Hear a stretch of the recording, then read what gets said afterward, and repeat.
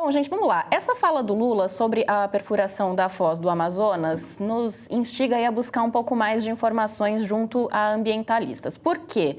Porque são apontamentos deles que vão impactar nessa discussão no Executivo e também no Legislativo. Então, antes de entrar na seara política da coisa toda, eu conversei agora há pouco com a Nathalie Anterstel, que é presidente do Instituto Talanoa, que é uma organização que estuda os principais aspectos da emergência climática e também os impactos socioambientais.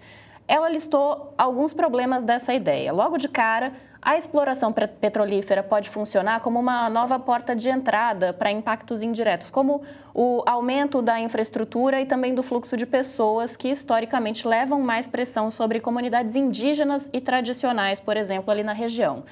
Outra coisa é que a Foz do Amazonas é uma região altamente sensível e pouco estudada, com uma biodiversidade que pode ser única, a gente ainda não sabe. Um acidente com um vazamento de óleo seria catastrófico por ali e, para piorar, a Petrobras ainda não conseguiu provar que teria capacidade técnica para conter um desastre nessa área. Mas o impacto que ela considera mais grave é que isso representa globalmente. É o seguinte: mais petróleo significa mais emissões de carbono e isso agrava a crise climática que já está secando a própria Amazônia. Essa perfuração não é só um risco ecológico regional, é uma bomba de carbono, nas palavras dela, ou seja, uma coisa que provocaria um maior ressecamento e cada vez mais rápido, com efeitos em outros biomas, tá? Porque são regiões que dependem do que a gente chama de chuva amazônica. E eu agora passo a bola para vocês, Flávia Tavares e Cláudio Couto, porque a gente também está às vésperas da COP30 e eu quero saber, analisando sobre o aspecto político, essa perfuração é um tiro no pé? Boa tarde, gente. Ô, louco. Oi, boa tarde, Luísa, boa tarde, Marilis, Guilherme e boa tarde, Cláudio. Boa que tarde. Bom te ter conosco mais uma vez, é sempre Obrigado. Uma honra te receber. Prazer é meu, a honra é minha. Olha, eu vou deixar você já responder a Luísa primeiro, joia. de cara. Até tenho também coisas para falar sobre isso, mas primeiro vira o convidado. Tá joia. Bem, não sei se é um tiro no pé, acho que a declaração do presidente é muito ruim, né? Porque quando ele desautoriza um órgão técnico, né, como é o IBAMA, dessa maneira, um órgão formado por uma burocracia de Estado altamente qualificada, treinada para isso, né, ele, na realidade, acaba jogando contra o próprio funcionamento do governo naquilo que a gente tem em termos de longo prazo e não só dos interesses imediatos. Claro que isso não significa que o presidente não pode eventualmente questionar a pertinência desse laudo, não pode discutir isso, tudo é passível de discussão, inclusive decisões de natureza técnica, né? E existe, claro, uma outra discussão que tem sido feita, que é o quanto, na medida em que o petróleo, goste ou não, ele vai continuar ainda sendo usado durante muito tempo, essa exploração, ela não pode ser, inclusive, uma fonte de financiamento para a própria transição energética, né? Eu tenho ouvido até de alguns estudiosos aí da área de meio ambiente, da área de sustentabilidade, que isso, por exemplo, é o que municia os recursos do Fundo Amazônia, né? Que a Noruega financia, sendo a Noruega um grande exportador, um grande produtor e até exportador de petróleo, e que usa justamente esses recursos para alimentar, dentre outras coisas, esse Fundo Amazônia. Então, que a gente poderia ter um mecanismo similar dentro do Brasil para fazer a mesma coisa, né? Além de que você teria condições de investimentos naquela região. Não é à toa que os próprios políticos daquela região estão muito interessados nessa prospecção, já que a gente está falando de uma das regiões do Brasil com menor nível de investimento público, né? Com déficit do ponto de vista de qualidade de vida, né? Isso se mede, por exemplo, pelo IDH dos estados daquela região, e você poderia ter aí um certo manancial de recursos. Então, acho que é um debate que pode ser feito, não acho que isso é necessariamente um tiro no pé, mas a declaração do presidente, sim, essa é. Mas a gente tem visto que o presidente Lula, volta e meia, parece que sofre de incontinência verbal e fala mais do que deveria sobre certos assuntos, acaba muitas vezes prejudicando a si próprio, né? Agora, tem uma questão, né, Cláudio, que, primeiro, ele está... O presidente Lula ligou a chavinha das declarações e da circulação a partir da orientação do seu novo ministro da Comunicação, né? Que é dar mais entrevista, viajar mais, falar mais. Então, e muitas vezes com uma retórica antiga, né? Assim, usando coisas, expressões, jeitos de falar, assim, mais popularescos, justamente para ver se traz para perto a popularidade e a população e a simpatia da população que, em tese, entende melhor essa linguagem, né? Agora, tem uma questão também que é o fato das pressões que ele está sofrendo, como você mesmo falou. Ele já vinha dando sinais desde antes do Alcolumbre voltar à chefia do Congresso, ao comando do Congresso, no sentido de querer explorar a margem equatorial, para ter mais recursos, para usar recursos para fazer a transição e etc. Com a volta do Alcolumbre, formou-se ali o consórcio regional ali que quer também está de olho nesse dinheiro. Que inclui até o Randolfo Rodrigues. Inclui o Randolph, que era da rede. Exatamente. Então, é uma questão que realmente movimenta a política ali, né? Sim. Tanto local quanto nacional. Claro. Ao mesmo tempo, tem a Marina Silva, que foi apresentada pelo presidente como uma espécie de uma ministra cartão de visitas no mundo, né? No sentido de, olha, o Brasil valoriza o meio ambiente, quer liderar essa discussão, tanto que trouxemos de volta para a nossa frente ampla a figura da ministra Marina Silva. No governo de 2008, no segundo mandato do Lula, ela não resistiu à pressão.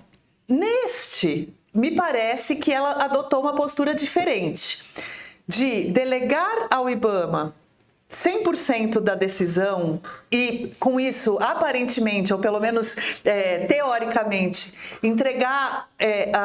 se livrar do constrangimento de uma decisão a favor da exploração e, por outro, de falar assim, olha, IBAMA, segura essa bronca aí que eu vou me concentrar em desmatamento, em outras agendas. Essa briga eu já perdi. Me parece até inteligente da parte dela, em alguma medida, ou pelo menos uma saída para conseguir se manter no governo, caso isso vá adiante. Sim. Você acha que ela fica com condições de se manter? Olha, se isso for adiante? Eu acredito que sim, né? Na realidade, é bom a gente pensar em duas dimensões aí da atuação, não só da ministra, né, mas de todo mundo que está num governo, qualquer que seja ele. Tem uma dimensão que a gente pode dizer que é a dimensão das políticas públicas, como a política ambiental, e tem uma dimensão que eu vou resumir aqui, é da política, entendida não como políticas públicas, como políticas de governo, mas como jogo político, como negociação, acomodação, fazer concessões, fazer exigências, pressionar. E é preciso equilibrar essas duas coisas, né? Existe uma política das políticas públicas que precisa ser feita por qualquer agente político. E a ministra não escapa disso. Claro que quando ela deixa esse assunto mais com a área técnica, né, ela de alguma forma se esquiva de entrar diretamente nesse embate, mas nem por isso o problema vai desaparecer. Ele vai continuar ali. Leva, por exemplo, a uma declaração como essa do presidente que, mesmo atingindo o IBAMA, ricocheteia e pega nela. Né? Acho que não tem como a ministra ficar imune a esse tipo de situação. E acho que, de alguma forma, já que a gente está falando de política, para poder fazer políticas públicas, muito provavelmente ela vai ser obrigada em algum momento a fazer certas concessões e a fazer certas negociações. Inclusive porque existe toda essa outra agenda, para a qual você chamou a atenção, em que, de fato, esse governo, como também pode dizer que os governos anteriores, do próprio Lula e da presidente Dilma, eles se distinguiram dos demais. Né? Eles foram governos mais efetivos do ponto de vista da proteção ambiental, em termos de queda de desmatamento, de uma série de outras medidas tomadas na área ambiental que foram muito significativas, e até nesse governo a gente já vê aí uma queda, né, do desmatamento que veio ocorrendo de maneira muito significativa. Então, não adianta você necessariamente desconhecer os avanços que pode haver num caso, porque você sofre eventualmente derrotas em outro, dentro daquilo que são as suas convicções. Talvez você tenha que fazer aí uma solução de compromisso. E acho que é nesse desafio que a ministra está. Eu acho também, e eu acho que vale, eu acho também, né? Imagina, super concordo com o que você falou, mas eu acho que vale a gente puxar a frase do Lula inteira. Porque, claro, fazendo política, como você, né, fazendo a política. Então ele fala, olha, não é que eu vou mandar explorar, eu quero que seja explorado. Então ele fala né? Ele quer, e isso ele quer já faz tempo, ele vem falando desde o começo do governo, essa briga já foi e já voltou várias vezes. Agora, antes de explorar, a gente tem que pesquisar para ver se tem petróleo. Muitas vezes você cava um buraco de 2.000 metros de profundidade e não encontra o que imaginava encontrar. Então, talvez semana que vem, ou essa semana ainda, a gente vai ter reunião entre Casa Civil e IBAMA e precisamos autorizar que a Petrobras faça a pesquisa. É isso que queremos. Se depois vamos explorar, é outra discussão. Aí, o presidente do IBAMA, o Rodrigo, respondeu falando, olha, deixa eu falar o sobrenome dele direitinho aqui, que eu tinha... o nosso Rodrigo Agostinho. Ele respondeu, não, eu estou acostumado com pressão, eu não estaria no governo fazendo o que eu faço se eu não tivesse acostumado com pressão, mas eu não estava sabendo de reunião com o Rui Costa. Então, mas vamos lá, vamos conversar. A gente tem conversado frequentemente e tal. Eu acho que assim, talvez tenha aí algumas etapas a serem cumpridas, inclusive antes da COP, para não chegarmos a uma COP 30, no momento em que o Trump está no drill baby drill e desmontando os órgãos multilaterais e todas as conversas sobre preservação ambiental, etc., com a pecha de perfuradores, de atrasados, eu acho que pode ter uma conversa de timing aí, uma preocupação de timing, né? Não, eu acho que sim, inclusive porque, veja, eu vou até retomar a expressão, a gente está falando numa transição energética. Significa que a gente já não está num novo estágio de uso de energia que nos permite prescindir por completo de combustíveis fósseis, né? Petróleo especificamente. Então, na realidade, à medida que a gente ainda está nessa transição e esses combustíveis fósseis ainda vão continuar sendo usados durante algum tempo, é um recurso que, enfim, vai ser explorado de uma forma ou de outra. Se não for por nós, será por outros, né? Agora, para onde a gente direciona os recursos oriundos daí? Né? Eu acho que aí a negociação deve ser feita de lado a lado, no sentido, olha, tudo bem, podemos até pensar na exploração, mas desde que o grosso desses recursos, daquilo que se lucrar com isso, seja direcionado para você poder justamente avançar nessa transição e desenvolver, inclusive, essa região nesses novos termos, do que é uma nova etapa, né, do processo de produção e de uso de energia no mundo. Né? Ou seja, você pode alavancar essa região por um modelo de desenvolvimento já distinto, mas transformando isso a partir de um recurso que ainda está alicerçado sobre o modelo antigo. Eu acho meio inescapável. E, de uma forma ou de outra, a gente sabe que a Guiana, ali ao lado, está explorando. Se, inclusive, essas reservas forem conectadas, né, na realidade, o combustível vai estar saindo pelo poço do outro lado da divisa. e a gente perdendo a chance de ganhar algo. Exatamente, né, porque muito possivelmente pode ser a mesma reserva sendo explorada por outro país.